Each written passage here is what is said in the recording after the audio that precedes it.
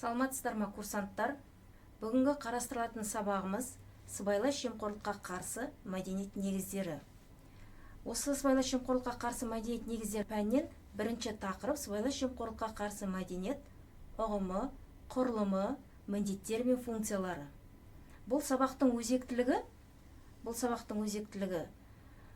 сыбайлас жемқорлық пен өзге де құқық бұзушылықтарын қоғамда орын алуы, заңдарды сақтауға міндетті.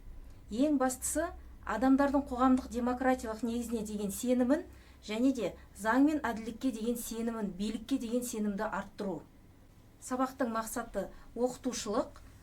Бұл яғни сыбайлас жемқорлыққа қарсы іс-әрекеттердің бірі болғандықтан, сіздерге курсанттарға сыбайлас жемқорлықтың түсінігі, мән-мағынасын ашып, бұл екі жақ арасындағы мәміле, оның біреуі өз лауазымдық өкілеттілігін заңға қарсы пайдаланатын мемлекеттік немесе жеке қызметте жұмыс істейтін тұлға, екіншісі мемлекеттік немесе жеке құрылымды өз басының пайдасы, яғни материалдық жағдайын көтеру, артықшылық алу заңда көзделген жауапкершіліктен таю, тағы үшін пайдаланатын адам екенін түсіндіру.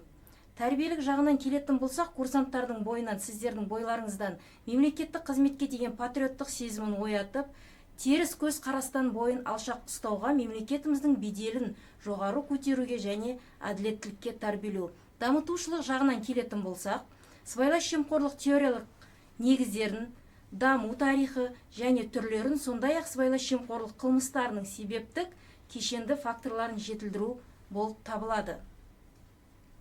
Бұл жерде біздер дәріс сабағының жоспарына келетін болсақ, екі сұрақтан тұрады: сыбайлас жемқорлық ұғымы және даму тарихы, сыбайлас жемқорлықтың түрлері және белгілері. Кіріспесіне тоқталатын болсақ, қоғамдық өмірде болып жатқан өзгерістер жағдайында елде қабылданған бағдарламалық құжатқа сыбайлас жемқорлыққа қарсы саясат мәселелеріне айрықша назар аударылады. Біле білсеңіздер, 2022 жылы 2 ақпандағы Қазақстан Республикасының 2022-2026 жылдарға арналған сыбайлас жемқорлыққа қарсы саясаттың басты ерекшеліктеріне назар аударылған. Сол жұмыстардың бірінің басты бағыттарының бірі сыбайлас жемқорлыққа қарсы мәдениетті қалыптастыру жатады. Өткен жылдан бастап жоғарғы оқу орындарда оқу процесінде сыбайлас жемқорлыққа қарсы мәдениет негіздері атты жаңа пән енгізілген болатын. Осы сыбайлас жемқорлыққа қарсы мәдениеттің дүниетанымдық, этикалық, рухани аспектілердің жан-жақты дамытылуы қажет болып табылады. Олай болса, сыбайлас жемқорлыққа келетін болсақ, жемқорлық сөзіне келетін болсақ, латын тілінен аударғанда сатып алу, мемлекеттік басқару, құрылымдарындағы лауазымды қызметкерлердің өздеріне тапсырылған қызмет, мүмкіндіктерін жеке бастарының пайдасы мен мүддесі үшін пайдалану мақсатында жасалған қоғамға қауіпті қылмыстық іс-әрекет деп көрсетіледі. Сонымен қатар қазіргі құқықтық әдебиеттерде сыбайлас жемқорлыққа қарсы мәдениет негіздерінің әдебиеттері аз болғандықтан, өзіміз жеке дайындалуға мүмкіншілік бар. Сыбайлас жемқорлық біздің заманымызға дейінгі 4000 жылдан бұрын Ирак пен Сирияда пайда болған. Қазіргі қоғамның өзінде әділ де әділетсіз мемлекеттер бар. Шумер патшасы Орнаму парақорлықты жоюға тырысты. Ол жетімнің бай адамның құрбаны болмауына қамтамасыз етті. Осылайша сыбайлас жемқорлықта әртүрлі шаруашылық, қоғамдық және тағы басқа салалардағы басқару функцияларын оқшаулау, лауазымды адамның ресурстарды басқару, сол қоғамның мүддесі үшін емес, өзімшілдік себептеріне сүйене отырып, шешім қабылдау мүмкіндігін айтқан болатын.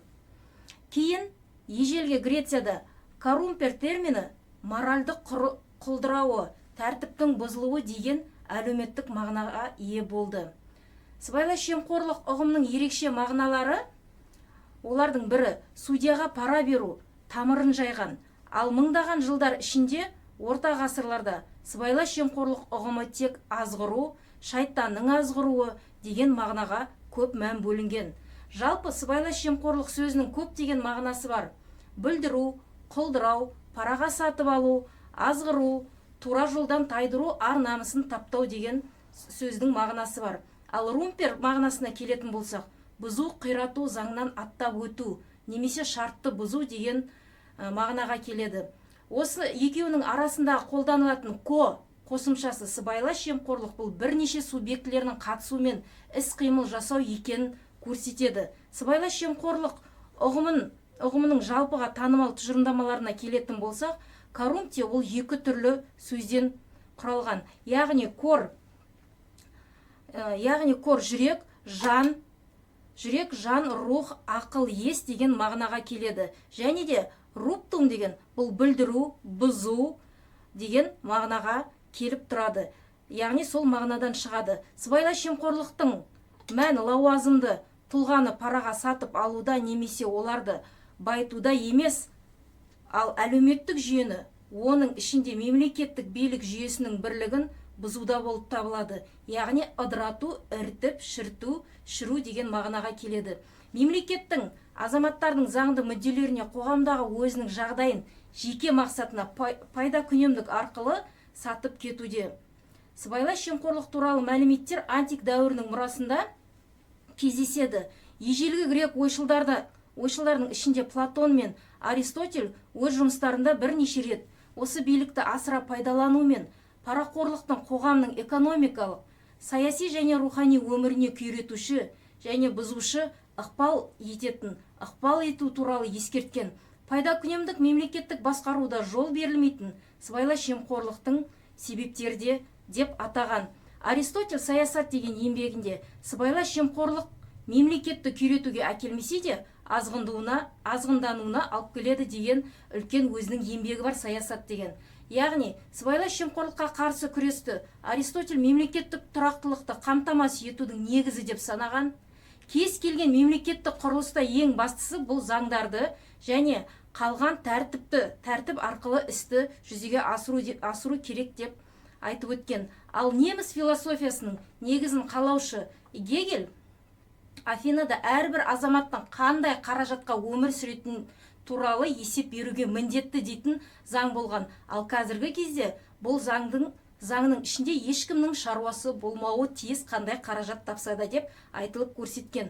Сонымен сыбайлас жемқорлыққа қарсы нормалар мен тыйымдар Құран мен Библияның канондық діни мәтіндерінде де үлкен мән алып көрсетілген. Библияның Мысырдан шығу кітабында 23-ші аятында сыйлықтарды қабылдамаңыз, өйткені сыйлықтар соқыр болып көрушілерден жасайды және оңшылдардың ісін өзгертеді делінген. Құран хадисінде бір-бірінің мүлкін заңсыз иемденбеңіз және басқа адамдардың мүлкін бір бөлігіне әдейі иемдену үшін судьяларға пара бермеңіз деп айтылып өткен еді. 12-ші ғасырда Қытай саяси қайраткері Ванг Анши сыбайлас жемқорлықтың негізгі себептерінің бірі ретінде нашар заңнама мен шенеуніктер деп көрсеткен екен. Бұл ежелгі дәуірдің өзінде көрнекті ойшылдардың өзі салауатты дамушы қоғам құруға мүмкіндік беретін ашық және адал қатынастарға шақырған атап өтеді.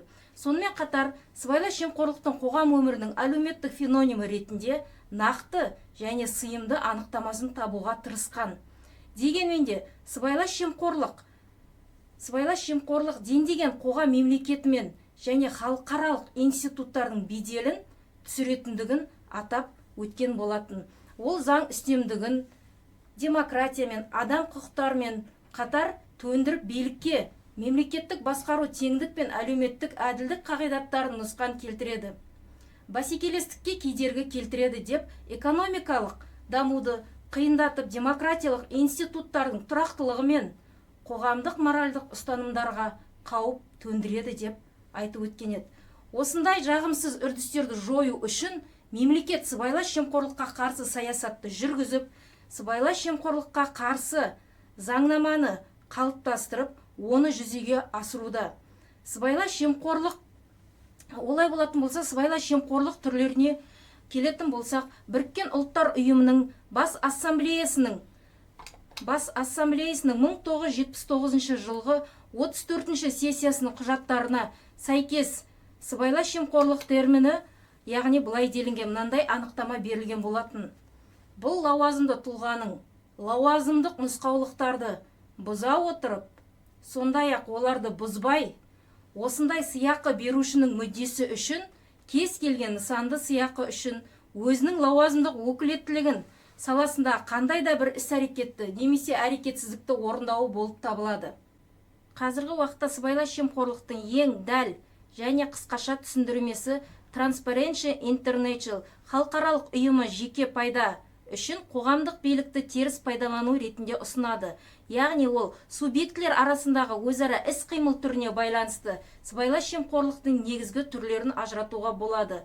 Тұрмыстық сыбайлас жемқорлық, яғни бұл күнделікті өмірде өтіп жатқан азаматтар мен мемлекеттік қызметшілердің өзара іс-қимылы, оның мәнін шенеуніктердің мемлекеттік қызмет үшін түрлі сыйлықтар мен басқа да игіліктер алуы. Ал сыбайлас жемқорлықтың бұл түріне непотизмді де жатқызуға болады. Бұл кезде лауазымды тұлға өз өкілеттіктерін пайдалана отырып, жақын туыстарын, жұбайларын немесе жекжат жұрағаттарын пайда алу үшін жоғары ақы төленетін жұмыспен немесе қызметпен қамтамасыз етеді. Ал келесі түріне келетін болсақ, іскерлік сыбайлас жемқорлық. Сыбайлас жемқорлықтың бұл түрінде билік өкілі мен бизнес арасындағы заңсыз кооперация қарастырылады. Яғни бұл көп жағдайда келісім шарттар жасау арқылы және кері қайтару алу кезінде байқалады. Ал үшінші түріне келетін болсақ, саяси жемқорлық. Бұл жоғары дәрежелі басшылық пен жоғары соттардың өзара әрекеті. Сыбайлас жемқорлықтың бұл түрі заңсыз мінез құлқы ел азаматтарының мүдделеріне нұқсан келтіретін мемлекеттік саясатты жүзеге асыруға әкеп соғатын адамдардың жоғары тұрған топтарына жатады. Ал қоғам арасында пара алу мен және пара беру, лауазымдық өкілеттіктерді теріс пайдалану сияқты сыбайлас жемқорлық түрлері жиі кездеседі. Сонымен қатар, бүгінгі таңда осы сыбайлас жемқорлықтың белгілеріне келетін болсақ, бұл белгілердің бірнеше белгілері бар. Яғни лауазымды адам, екінші белгісі ақша немесе мүлік сипатында пара алу және пара беруші. Яғни лауазымды адам ол жемқорлықты жалпылама белгілеріне кеңінен тоқталсақ, ол лауазымды адамның өзінің немесе делдал арқылы пара берушінің немесе оның өкілі болған адамның пайдасына жасаған іс-әрекет немесе әрекетсіздік болып табылады. Ал ақша немесе мүлік сипатында пара алу, ол ақша, бағалы қағаздар, өзге де мүлік құқығы немесе мүлік сипатындағы пайда түрінде пара алу, туыстық, жерлестік, тағы басқа жақындастарында алынатын қызметке ретсіз қабылдауы және көтермелеу, сондай-ақ мемлекеттік және қоғамдық мүліктерді талан-таражға салу болып табылады. Бүгінгі таңда осы сабағымызды қорытындылай келе, біз ең біріншіден сыбайлас жемқорлыққа қарсы мәдениетті қалыптастыру туралы үлкен ұғымды ұққан болатынбыз, және де оның ішінде тарихи заңнамаларды айтып өттік. Әрбір елдің қай сөзден сыбайлас жемқорлығы қай сөзден шыққанын және екі түбірден шыққанын анықтап қарап өттік. Сонымен қатар сыбайлас жемқорлықтың белгілері мен түрлеріне де жеке тоқталған болатынбыз. Бүгінгі таңда мен сіздерге тапсырма беріледі. Сол тапсырмаға қарайтын болсақ, бақылау сұрақтарына жауап беру. Яғни сыбайлас жемқорлық дегеніміз не? Сыбайлас жемқорлыққа анықтама беріңіз. Сыбайлас жемқорлық ұғымы қандай анықтамасына сай келеді, соған жауап беруі тиіссіздер. Сыбайлас жемқорлықтың зерттеудің негізгі тәсілдерін талдаңыз. Сыбайлас жемқорлыққа қалай қарсы тұра аламыз, және де сыбайлас жемқорлықтың адам өміріне ықпалы қандай? Осы бақылау сұрақтарына жауап бере отыра, сіздерге қосымша тапсырма сыбайлас жемқорлық дегеніміз не деген тақырыпқа эссе жазып келулеріңіз сұралады. Назарларыңызға рахмет. Сабақ аяқ